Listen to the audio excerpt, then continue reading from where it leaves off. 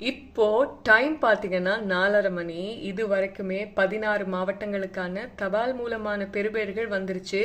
இதுல 14 மாவட்டங்கள்ல அனுரகுமார திசாநாயக் அவர்கள் முன்னிலையில இருக்காங்க.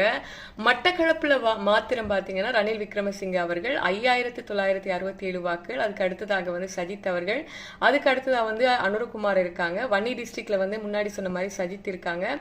அதுக்கப்புறம் பார்த்தீங்கன்னா யாழ்ப்பாண மாவட்டத்தினுடைய தேர்தல் தொகுதி முடிவுகளை பார்க்கும்பொழுது பாக்கிய செல்வம் அரியநேந்திரன் ஐயா அவர்கள் முதலிடத்துல இருக்காங்க. இது தபால் மூலமான வாக்களிப்பு இல்ல. அதுல ரெண்டாவது பாத்தீங்கன்னா ரணில் விக்ரமசிங்க அவர்கள் இருக்காங்க. மூணாவது சஜித் பிரேமதாஸ் அவர்கள் இருக்காங்க.